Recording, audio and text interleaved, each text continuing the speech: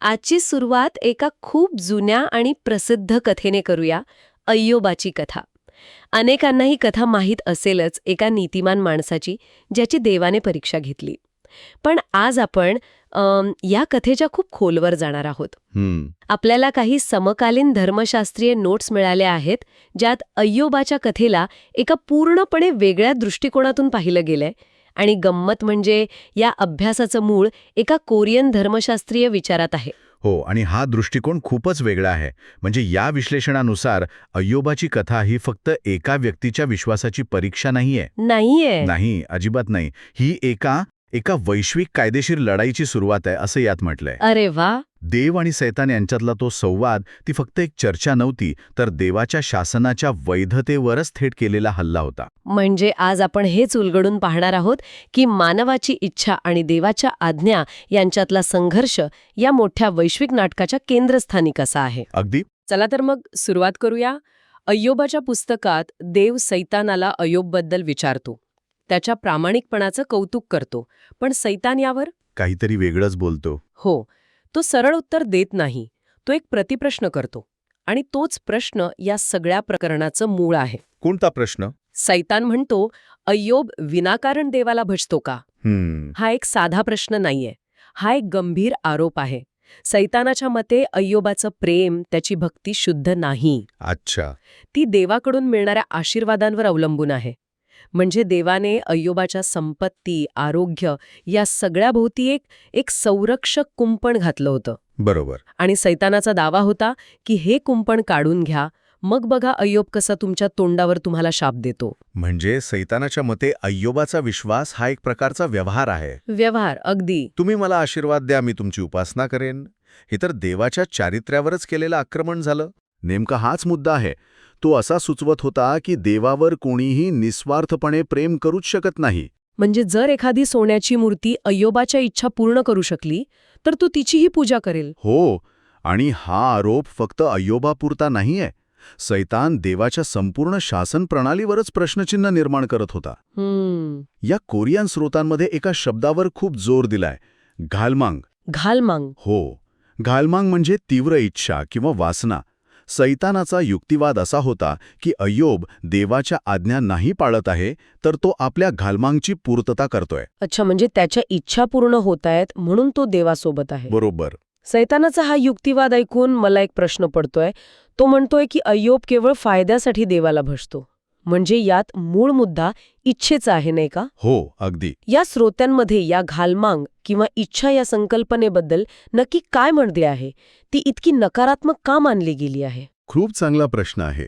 या विश्लेषणानुसार देवाने आपल्या सर्व निर्मितीला, म्हणजे देवदूतांना आणि मानवाला स्वातंत्र्य दिलं. Free will. हो, फ्री विल. आणि या स्वातंत्र्यामुळेच त्यांच्यात इच्छा निर्माण होते. पण इथे एक मूलभूत अडचण आहे. कोणती? प्रत्येक जीव हा मर्यादित वेळ आणि जागेत अस्तित्वात आहे, पण त्याच्या इच्छा त्या मात्र अमर्यादपणे वाढू शकतात, आणि यातून एक नैसर्गिक तणाव निर्माण होतो. अच्छा, म्हणजे आपली क्षमता मर्यादित आहे, पण आपल्या इच्छा अमर्याद आहेत, आणि यामुळे एक संघर्ष निर्माण होतो. अगदी.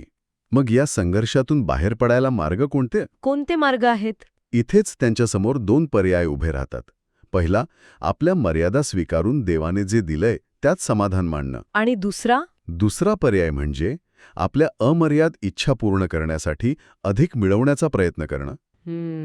पण या मर्यादित जगात अधिक मिळवण्याचा एकच मार्ग आहे. तो म्हणजे ते दुसऱ्याकडून हिसकावून घेणे. देवदूत होता, पण तो समाधानी नव्हता. त्याच्या इच्छा अमर्याद वाढल्या होत्या. त्याला देवाचं सिंहासन हवं होतं. हो, त्याला केवळ अधिक शक्ती नको होती, त्याला देवाचं सिंहासन हवं होतं. त्याचं बंड हे केवळ सत्तेसाठी नव्हतं, तर ते देवाच्या नियमांवरील एक वैचारिक आणि कायदेशीर हल्ला होता. वैचारिक हल्ला? तो कसा? त्याचा दावा होता की देवाची प्रेम करण्याची आज्ञाच सदोष आहे. सदोष? हो, ती पाळणं अशक्य आहे, कारण प्रत्येक जीव हा स्वार्थी इच्छेने, म्हणजे ख्यालमांगने प्रेरित असतो. तो आरोप करतो की देव एक अशक्य गोष्ट करण्याची मागणी करतो आणि ती पूर्ण न केल्यास शिक्षा देतो. अच्छा, म्हणजे याचा अर्थ देवच अन्यायी आणि क्रूर आहे. बरोबर. म्हणजे त्याचा अंतिम युक्तिवाद हा होता की तुमचे नियम सदोष आहेत, म्हणून तुमचे शासन अवैध आहे, सिंहासनावरून खाली उतरा. नेमका हाच डाव होता. ही तर देवाला दिलेली एक कायदेशीर नोटीस होती. हो ना. हो, या स्रोतांमध्ये त्याचा युक्तिवाद दिला आहे. किएम्योंगन फिजोमुली चिकिलसू अमनुन गशीमुरो फेजी धेवया हमनिदा. म्हणजे तुमच्या आज्ञा पाळणे अशक्य आहे, त्यामुळे त्या रद्द केल्या पाहिजेत. तुमच्या आज्ञांचे राज्य थांबवा आणि सिंहासनावरून खाली उतरा. बापरे, हे आरोप तर खूपच गंभीर होते. हो, कारण जर त्याचा हा दावा खरा ठरला तर देव खोटा ठरेल. आणि जर आज्ञा पाळणं खरंच अशक्य असेल तर त्या मोडल्याबद्दल शिक्षा देणारा देव खुनी ठरेल. मग इथे एक साधा प्रश्न येतो. देव इतका शक्तिशाली आहे तर त्याने सैतानाला त्याच क्षणी नष्ट का नाही केलं? हा सगळा गोंधळच मिटला असता. खरं तर याचं कारण खूपच इंटरेस्टिंग आहे. हो का? हो, विचार करा, जर एका राज्यावर कोणीतरी कायदेशीर आरोप लावले आणि राजाने त्याला लगेच फाशी दिली तर बाकीच्या प्रजेला काय वाटेल? त्यांना वाटेल की आरोप खरे होते आणि राजा सत्याला घाबरला. अगदी तसंच जर देवाने हेलेला लगेच नष्ट केलं असतं तर इतर देवदूतांनी त्याचा हेतू चुकीचा समजला असता.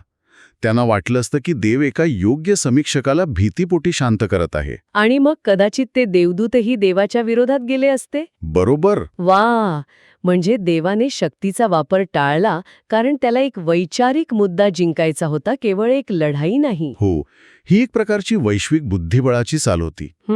देवाने आपला मुद्दा सिद्ध करण्याचा निर्णय घेतला. त्याने सैतानाला आणि त्याच्यासोबतच्या देवदूतांना तात्काळ नष्ट केलं नाही. उलट त्याने त्यांना एका विशिष्ट ठिकाणी कैद केलं, ज्याला पाताळ किंवा अधोलोक म्हटलं जातं. आणि मग आपल्या आज्ञा सत्य आहेत आणि त्या पाळल्या जाऊ शकतात हे सिद्ध करण्यासाठी देवाने आदामाला निर्माण केलं. एक मिनिट थांबा. म्हणजे या स्रोतांनुसार आदामाची निर्मिती ही केवळ एक सुंदर सुरुवात नव्हती, तर ती सैतानाच्या आरोपांना दिलेलं देवाचं एक थेट उत्तर होती. हो, आपलं अस्तित्व. हे एका वैश्विक कोर्ट केसमध्ये पुरावा म्हणून आहे. नेमका हाच या विश्लेषणाचा गाभा आहे. मानवजात देवाच्या नीतिमत्तेची आणि त्याच्या नियमांच्या वैधतेची सिद्धभूमी बनली. Proving ground. म्हणजे मानवाच्या निवडींवरून हे सिद्ध होणार होतं की मर्यादित असूनही एखादा जीव देवावर प्रेम करण्याची निवड करू शकतो की नाही. अगदी. ठीक आहे, मग सैतानाला नष्ट केलं नाही तर त्याचं काय झालं? त्याला कुठे ठेवलं? इथेच पाताळ किंवा हेरिसचा उल्लेख येतो, नाही का? हो, या स्रोतांमध्ये या जागेबद्दल खूप काही म्हटलं आहे.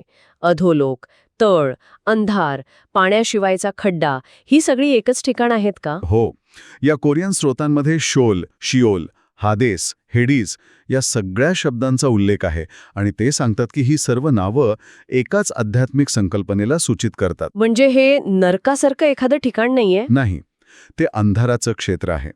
सैतान आणि त्याच्या शक्तींचं राज्य, हेच ते जग आहे जिथे हा संघर्ष सुरू आहे. तर एक रणांगण आहे. अगदी बरोबर, एक रणांगण. आणि या अंधाराच्या राज्यात देवाने प्रकाशाची काही ठिकाणं निर्माण केली आहेत. जसं की एदेन बाग. हो, सुरुवातीला एदेन बाग आणि नंतर चर्च. या ठिकाणी पवित्र आत्मा वास करतो आणि तो अंधाराला मागे ढकलतो.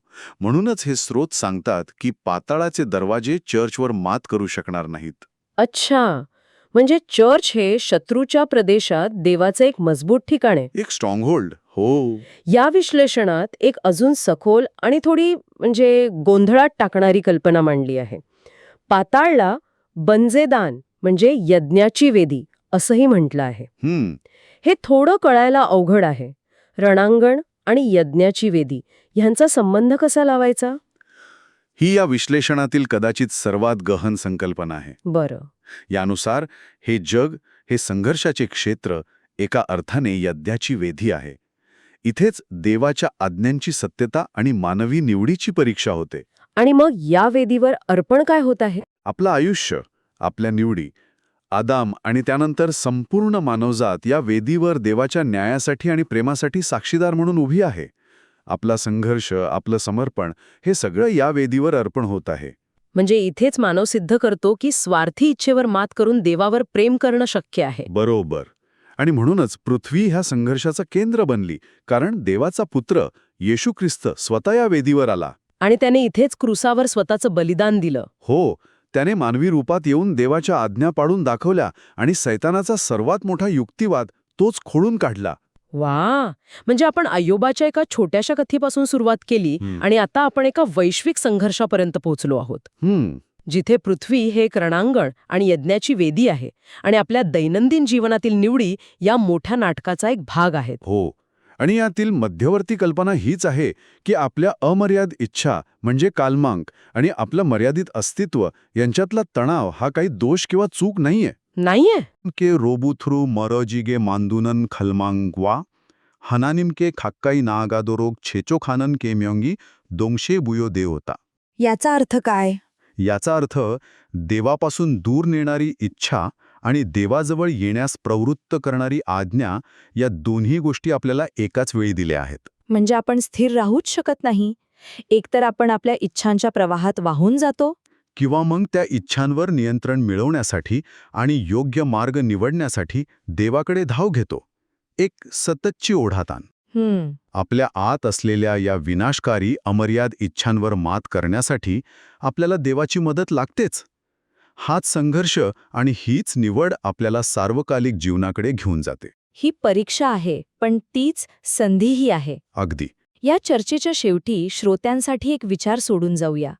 या श्रोत्यांनुसार आपली इच्छा आपल्याला देवापासून दूर खेचते, तर देवाच्या आज्ञा आपल्याला त्याच्या जवळ ढकलतात.